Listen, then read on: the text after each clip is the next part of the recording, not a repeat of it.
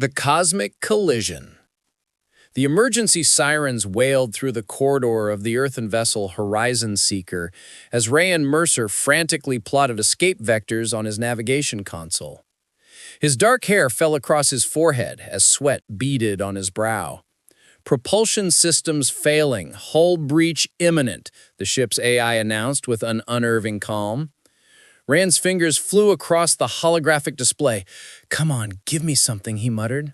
As the youngest cartographer in the Interstellar Mapping Corps, he'd navigated asteroid fields and gravitational anomalies, but nothing had prepared him for being ambushed by raiders in uncharted space. The ship lurched violently, sending him sprawling across the deck. The last thing he saw before consciousness slipped away was a blinding purple light enveloping the viewport. When Ryan awoke, he found himself in an unfamiliar chamber. The walls pulsed with a soft bioluminescence, and the air carried a sweet, unfamiliar scent. He tried to sit up, but winced at the pain shooting through his side. "The human awakens," came a melodic voice from the shadows. A figure stepped forward, and Ryan's breath caught in his throat. Before him stood a woman unlike any he'd ever seen. Her skin was a mesmerizing shade of purple that seemed to shimmer with its own inner light. Her eyes, large and luminous, reflected the stars themselves, completely silver with no visible pupils. Long, iridescent hair cascaded down her shoulders like liquid moonlight. "Where am I?" Ryan asked, his voice hoarse. "You are aboard the Celestial Sovereign, flagship of the Astral Dominion," she replied, approaching with graceful steps. "I am Lyria Nevzar, heir to the 7th constellation." Ryan couldn't help but smile at the formality of her introduction. "I'm Ryan Mercer, cartographer on a very broken ship, apparently." A flicker of something, perhaps surprise, crossed Lyria's face. "You smile at my title? Do humans mock what they do not understand?" "Not mocking," Ryan said gently, his smile remaining, "just appreciating the unexpected. I thought I was going to die out there. Instead, I wake up to—" He gestured vaguely at the ornate chamber. "All this, and you."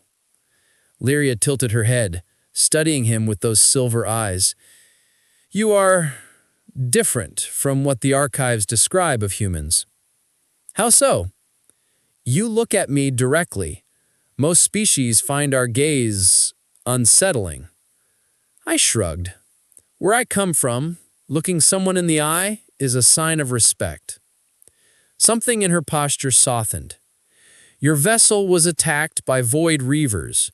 We intervened and recovered you, though your ship was beyond salvation." "Thank you," Ryan said simply, "for saving my life." Lyria seemed taken aback by his gratitude. "It was protocol. Still, thank you." A moment of silence passed between them, filled with something neither could name.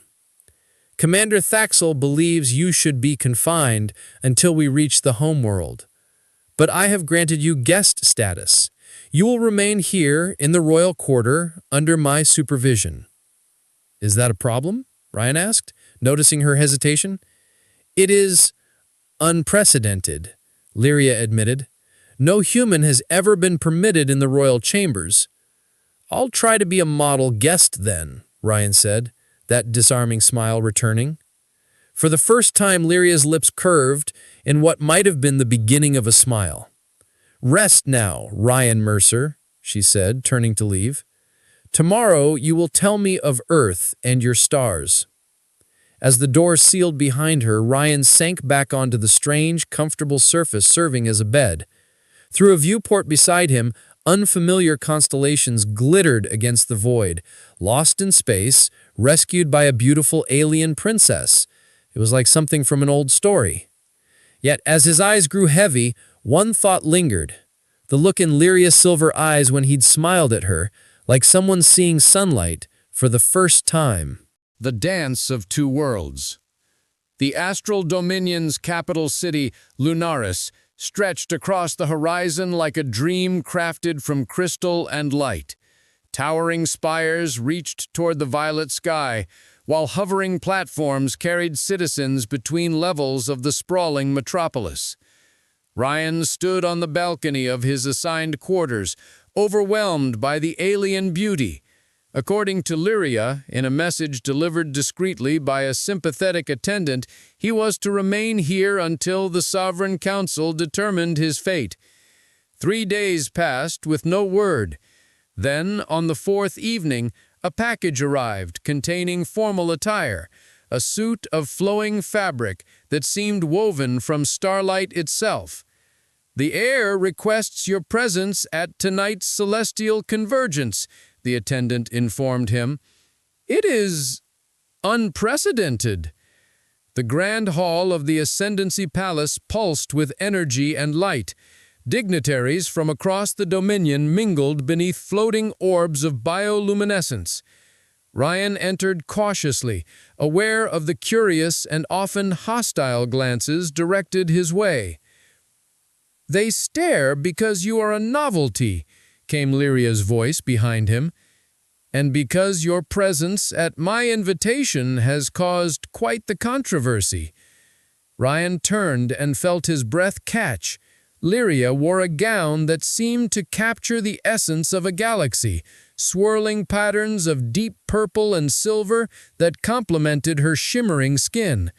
Her silver eyes were accentuated with delicate patterns that extended to her temples. "You look," Ryan paused, searching for adequate words, "like something from a dream I didn't know I had." A subtle violet hue deepened across Lyria's cheeks. She was blushing. "The council insisted I'd not attend with you. I informed them that traditions evolve or perish." "Bold move," Ryan murmured, offering his arm. "Is this acceptable protocol?" Lyria hesitated, then placed her hand on his arm. "It is now." As they moved through the gathering, Lyria explained the significance of the celestial convergence, a rare alignment of the system's 3 moons that symbolized harmony and renewal. "The ceremony culminates in the astral dance," she explained. "Participants become as celestial bodies, moving in synchronized orbits." When the music began, a haunting melody produced by instruments that manipulated sound waves in ways human technology had never achieved, Ryan watched in awe as couples took to the center of the hall, moving in complex patterns that indeed resembled the gravitational dance of planets and stars. "Would the heir honor this human with a dance?" Ryan asked impulsively. Lyria's eyes widened. "The astral dance is reserved for those who have studied its patterns for years. The symbolism is sacred." "Then teach me," Ryan said softly. "Right here, right now." Something in his gaze, earnest, unflinching, made Lyria nod. Taking his hands, she guided him to the edge of the dancers. "Follow my lead," she whispered. "Feel the rhythm as you would navigate through space." Their movements were tentative at first, Ryan stumbling, Lyria guiding, but soon his cartographer's instinct for spatial relationships took over. He began to anticipate her movements, adapting human fluidity to astral precision. The other dancers gradually moved aside, creating a space where human and astral air moved as one. When Ryan gently lifted Lyria in a sweeping turn, an improvisation that made her gasp with delight, the music seemed to intensify around them.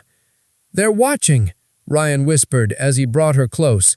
"Let them," Lyria replied, her voice filled with a newfound defiance. As the final notes resonated through the hall, their faces grew together, foreheads touching in the traditional conclusion of the dance.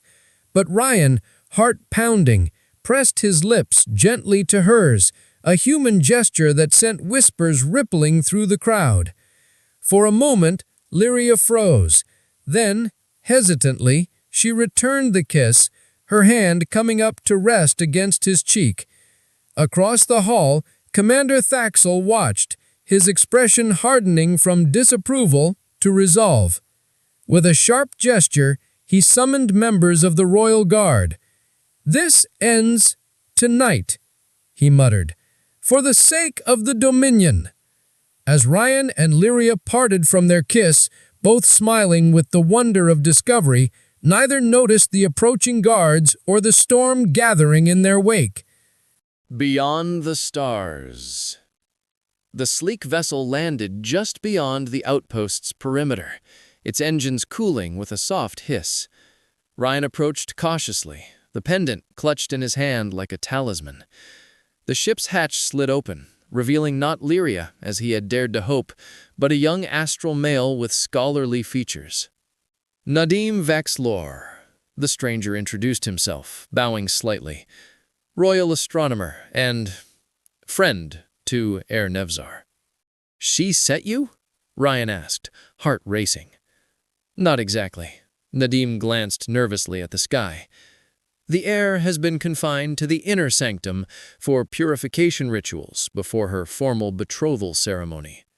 Betrothal? The word felt like ice in Ryan's veins. To Commander Thaxel, a political union designed to strengthen traditional factions. Nadim's expression conveyed his distaste. "It is to be announced tomorrow at sunset." "Why are you telling me this? Why are you here?" Nadim's silver eyes, similar to Lyria's but lacking their intensity, studied Ryan curiously. "Because in all my years serving the royal household, I've never seen the heir fight against tradition as she did after your departure. And because she gave you the first light." Ryan touched the pendant at his throat. "Do you know what that truly means? In the ancient texts, the first light was given only to those considered soul-bound, what humans might call soulmates. By giving it to you, she defied thousands of years of tradition." "I have to see her," Ryan decided. "That's why I'm here," Nadim replied, gesturing to his ship. "But I must warn you, challenging an official betrothal is punishable for exile for her, death for you. Some things are worth the risk." The return journey to Lunaris was tense. Nadim explained that palace security would be focused on preparations for tomorrow's ceremony, creating a narrow window of opportunity to reach the inner sanctum undetected. "There is one more thing you should know," Nadim added as they approached the capital. "The betrothal ceremony requires the heir to renounce all foreign influences through the ritual of purging. After that, her memories of you would be altered." The plan was simple but dangerous. Using the Nadim's credentials, they would enter through the observatory tower, then navigate the ancient servant passages to the inner sanctum. The first part worked plausibly. The second did not.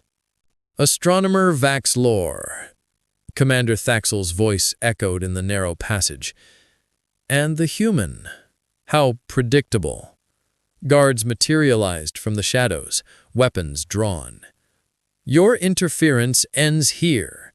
The heir makes her choice tonight, for the good of all astrals." "Let her make it freely then," Ryan challenged. "If your traditions are so valuable, they should withstand questioning." "You know nothing of our ways." "I know enough to recognize fear disguised as tradition." Thaxel's composure cracked. "Take them both to the holding cells. The human will witness the betrothal ceremony before his execution." The cell was bare save for a small window overlooking the ceremonial grounds, where preparations were underway. As night fell, lights illuminated the gathering crowds, the anticipation palpable even from a distance. "I'm sorry," Nadim murmured. "We thought we had more time." Ryan clutched the first light pendant, which had grown increasingly warm against his skin. "We always think we have more time."